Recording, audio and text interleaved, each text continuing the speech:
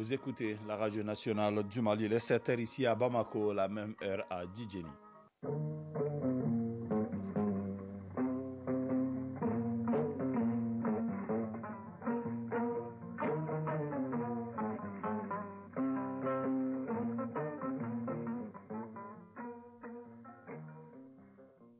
Le journal Fousseni Tunkara. Bienvenue dans cette édition, la première de Mali Actualité, les titres. Bien, cette édition est essentiellement en partie consacrée au mois de Ramadan et les préparatifs de la fête.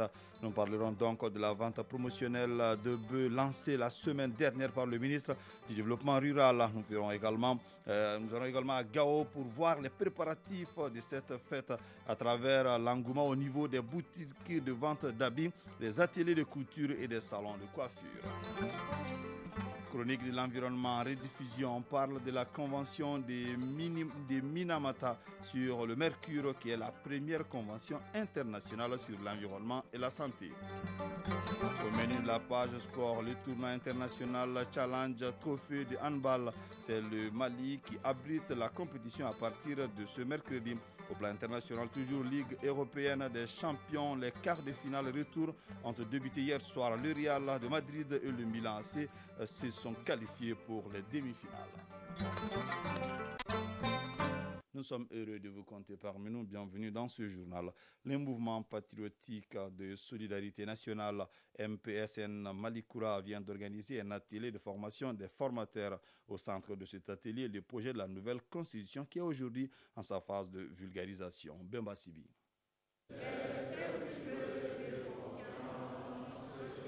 Et c'est confiant de la nécessité de la révision constitutionnelle que les membres du mouvement patriotique de solidarité nationale Malikoura ont décidé de tenir cet atelier de formation sur le projet de constitution. Aboubakar Ba, président du mouvement patriotique de solidarité nationale Malikoura. C'est un acte historique. La nouvelle constitution, c'est une nouvelle république. D'abord, il faudrait que la population se l'approprie. Pour ça, il faudrait que d'abord nous qui devons véhiculer, que nous soyons formés à la question. Ces auditeurs qui bénéficient de cette formation d'une journée sont venus de toutes les régions du Mali. Cet atelier est le début d'une vaste campagne de vulgarisation du projet de constitution. Aboubakar Ba, président du mouvement patriotique de solidarité nationale Malikoura. Dans toutes les localités du Mali, il y aura la formation. Nous avons des coordinateurs par région qui vont se déplacer pour aller dans les régions, recevoir les régionaux, les former et les différents sexes se retrouveront dans les régions pour être formés pour qu'ils puissent descendre sur le terrain. Il faut que tout le monde comprenne que c'est pour le développement du Mali, c'est pour une souveraineté retrouvée. C'est un panel de haut niveau qui a entretenu ses futurs relais auprès de la population, notamment des universitaires, des cadres du ministère de la Refondation, des hauts fonctionnaires et certains membres de la Commission nationale de rédaction de la nouvelle constitution. Après la formation, ces auditeurs vont sillonner l'ensemble du territoire malien pour faciliter l'appropriation du contenu de la nouvelle constitution à la population. Le mois de Ramadan a été un mois de rétention, d'abstinence pour les fidèles musulmans, mais pendant ce mois, certains s'adonnent à des pratiques qui sont blâmables en islam. Par exemple, après avoir jeûné en famille, ces gens se cachent pour manger ou boire une fois dehors avant l'heure de la rupture. Quelles sont les conséquences pour ceux qui s'adonnent bien sûr à cette pratique? Élément de réponse dans ce dossier signé Soumaou Aïdara.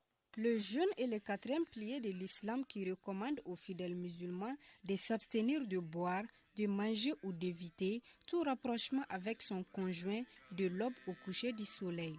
Si certains respectent scrupuleusement ces mesures religieuses, d'autres par contre s'adonnent à des actes condamnables en islam. Ceux-ci, après avoir pris les réveillons à l'aube, rompent clandestinement et volontairement leur jeûne dès qu'ils sortent de la maison. C'est le cas de ces deux jeunes filles dont l'âge varie de 18 à 20 ans. Elles sont toutes deux étudiantes et en bonne santé. Elles ont voulu garder l'anonymat. Je fais semblant de jeûner à la maison, mais une fois que je sors pour l'école ou autre destination, je me cache pour boire ou manger.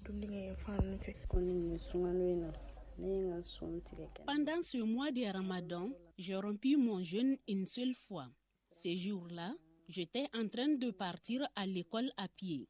Il faisait très chaud et je devrais parcourir une longue distance. Comme cela est humainement connu, des actes à contre-courant de la société sont les plus souvent suivis de regrets.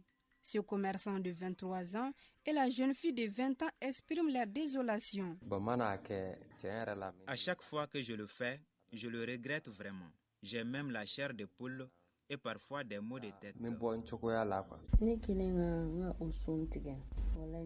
Après l'avoir fait, j'ai tellement regretté et je continue toujours de les regretter.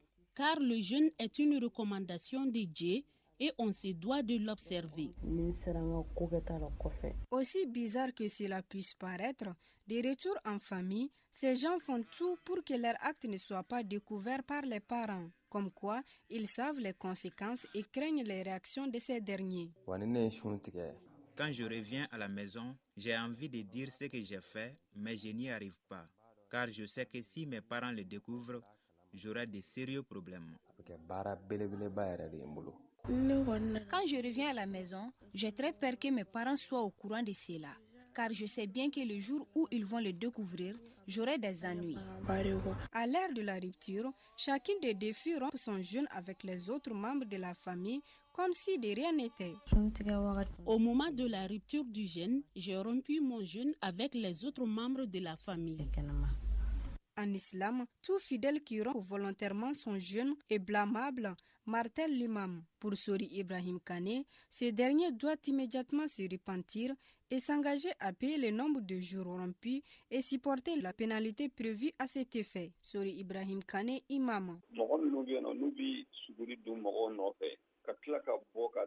Mieux vaut ne pas observer le jeûne que de le rompre volontairement dehors, car c'est une moquerie envers sa religion et cette personne doit jeûner 60 jours successifs ou nourrir 60 orphelins pour avoir le pardon de Dieu.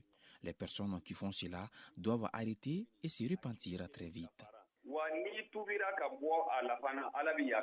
Tout fidèle musulman qui a l'âge et disposant de toutes ses facultés doit observer le jeûne avec foi. Comme c'est dit dans le Coran, Allah n'impose à aucune âme une charge supérieure à sa capacité. Fin de citation.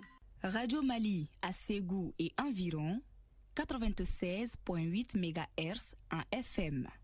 La direction régionale de la production et des industries animales de Ségou, en collaboration avec l'Union régionale des coopératives de la filière bétail-viande, a procédé ce mardi au lancement de la vente promotionnelle de bovins. Il s'agit pour les deux entités de rapprocher les consommateurs aux vendeurs de bovins pour mieux passer la fête de Ramadan. La cérémonie de lancement a eu lieu au parc à bétail de la cité Comatex. Honoré Tchenou.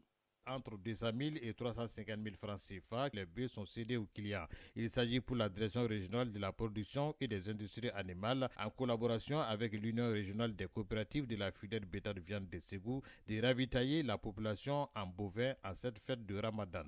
Bourama Sidibé, directeur régional des productions et des industries animales de Ségou. De mettre en relation directe les éleveurs des zones pastorales avec les consommateurs dans le but d'assurer un meilleur approvisionnement des populations de Ségou en bovins de qualité à des prix abordables.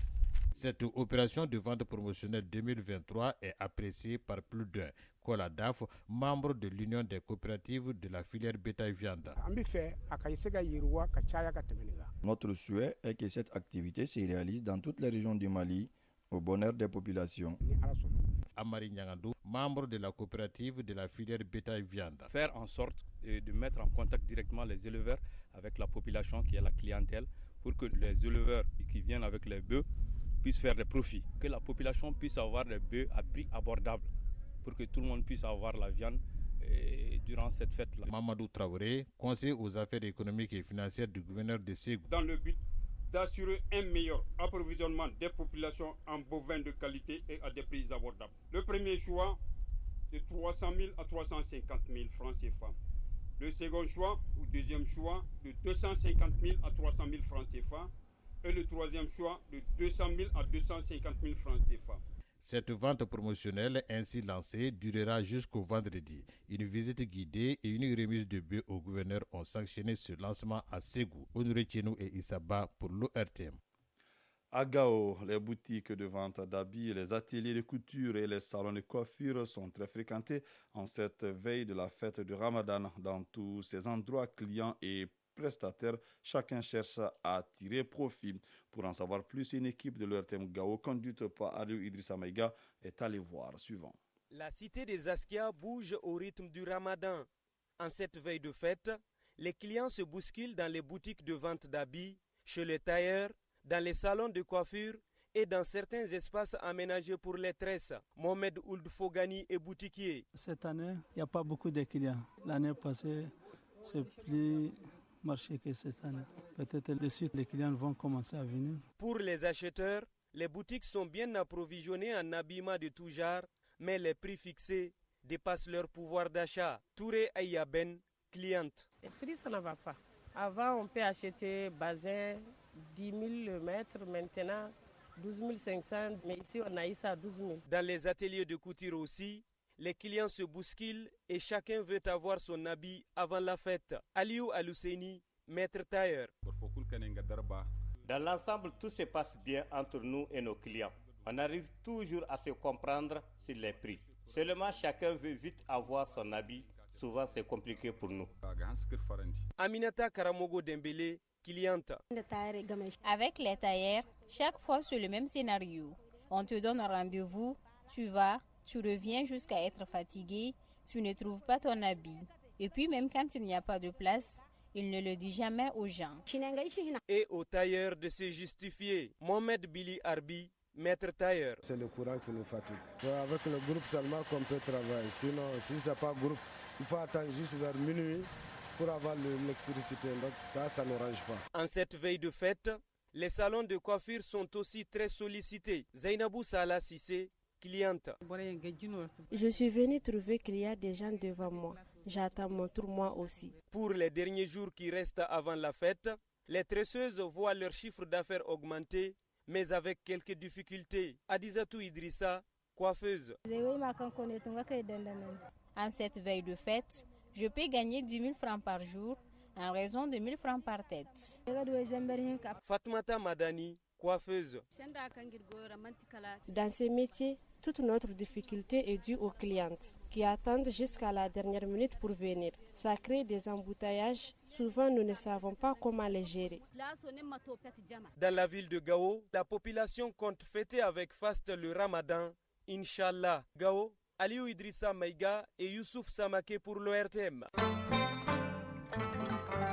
Actualité hors de nos frontières en Côte d'Ivoire, plus d'un mois après les cérémonies de restitution des 47 corps des victimes de la crise de 2011 dans l'ouest du pays, les familles n'ont toujours pu faire leur deuil. Ces personnes attendent toujours de recevoir les corps de leurs proches pour organiser les funérailles. C'était pourtant un acte symbolique qui visait à marquer un pas de plus dans la réconciliation nationale.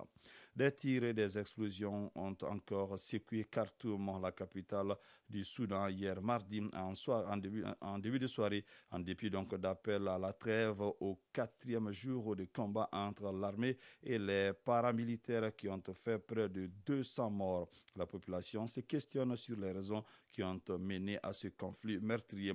On sait ce conflit entre Emediti et le général Al-Burhan, lent depuis des semaines, a explosé quand ils ont été forcés d'annoncer leur plan pour intégrer les FSR aux troupes régulières. Autre pomme de discorde, la présence depuis le règne d'Omar el-Béchir de nombreux officiers islamistes dans l'armée soudanaise que le général Hamidati souhaitait purger. Pour terminer, il y a 2 ans, le président tchadien Idriss Déby était tué lors du combat avec les rebelles du FAC dans la région de Kanem, à 300 km au nord-ouest de N'Djamena. Plusieurs zones d'ombre suscitent sur les circonstances exactes de sa mort et sur l'enquête qui a suivi.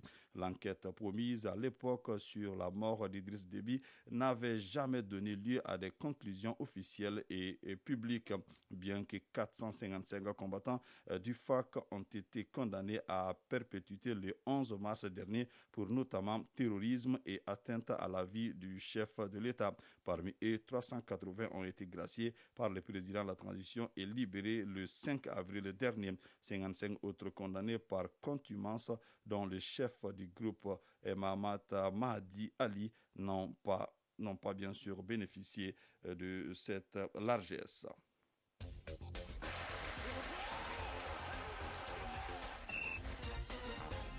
Cette heure passée de 14 minutes à présent. La page sport, c'est avec vous, Aridju Matina. Bonjour. Bonjour, Fousseni Tunkara. Notre pays abrite à partir de ce mercredi le tournoi international Challenge Trophée de handball. Oui, la compétition s'ouvre aujourd'hui et c'est jusqu'au 23 avril.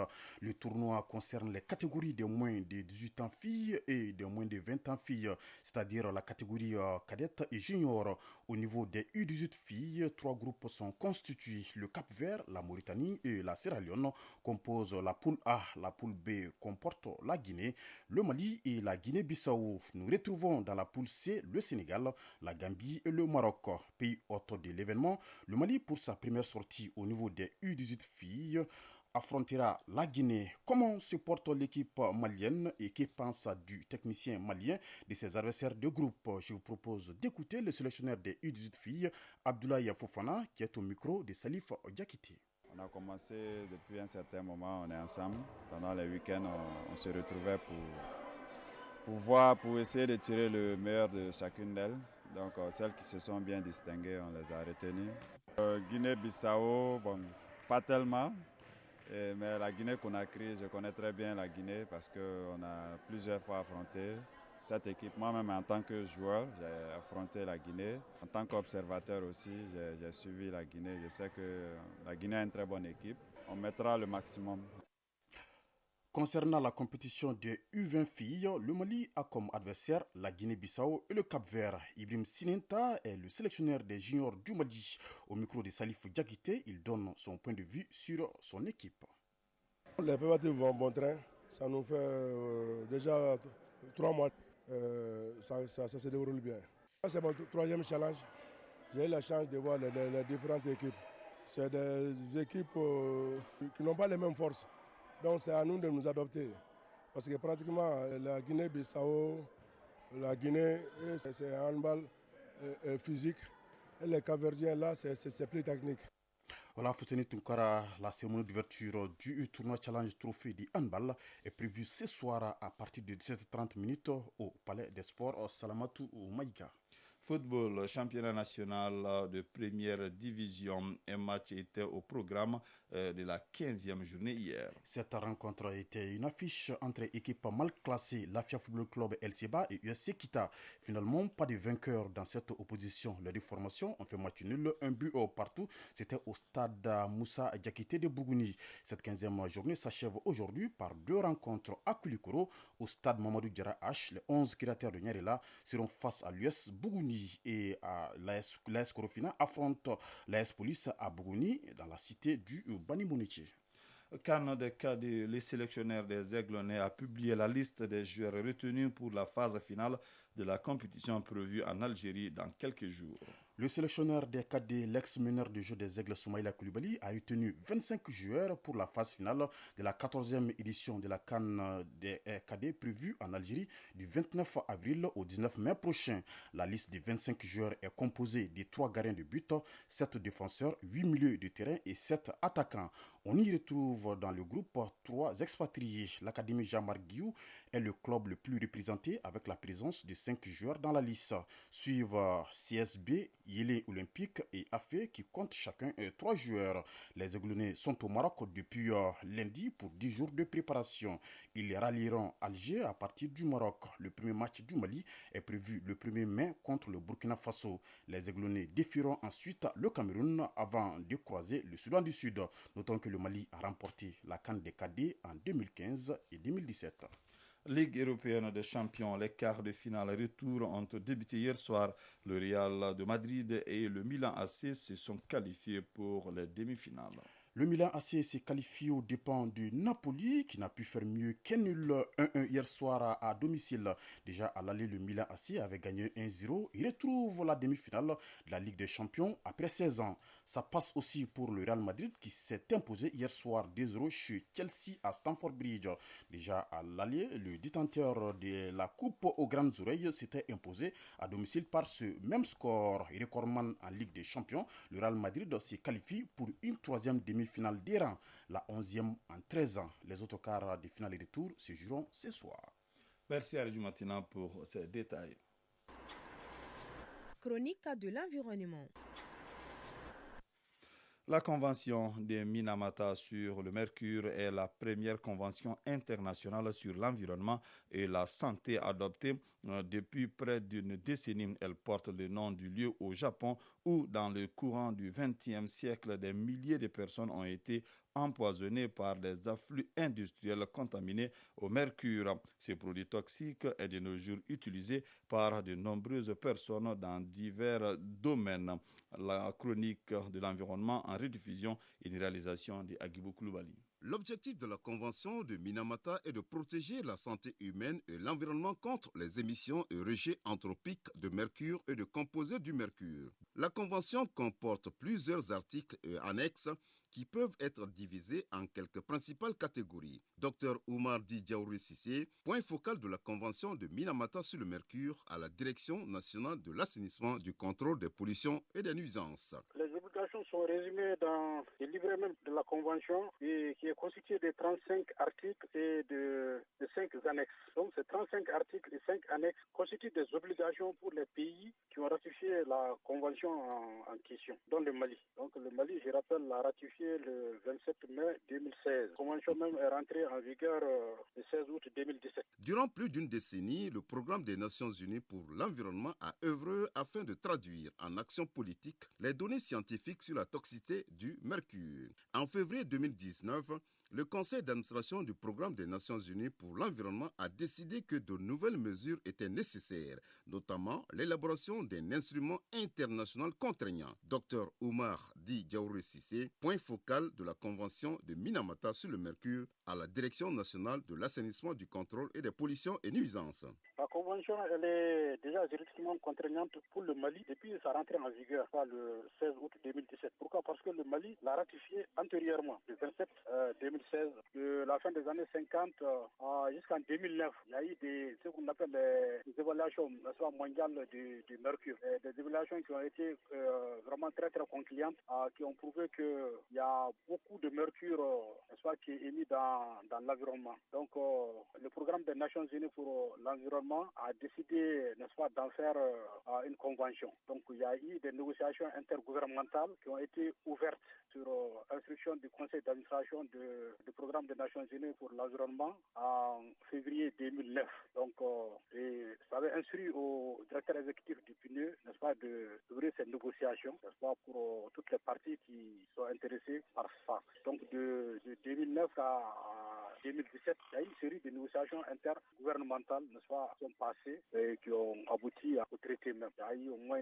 7 négociations intergouvernementales, auxquelles le Mali a participé à travers nous-mêmes, et on a eu l'honneur d'être membre du bureau du comité des négociations intergouvernementales au nord de l'Afrique que nous représentions dans les bureaux. La maladie de Minamata est l'un des plus douloureux épisodes qui a ponctué l'histoire de la découverte de la dangerosité du mercure.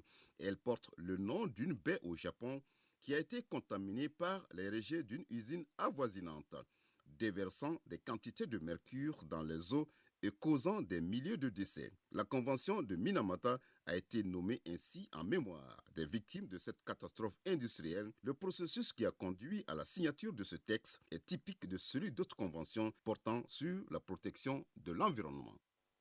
7h passées de 23 minutes, c'est donc la fin de cette édition qui vous a été présentée par Fousseine Tounkara. Alou Koulibaly a assuré la connexion technique, la mise en ligne est assurée par Tamsir Diabaté. Bourama Traoré a coordonné cette édition. Restez connectés tout à l'heure, les avis et communiqués avec Doudou Tembeli. Prenez bien soin de vous, que le bon Dieu nous protège.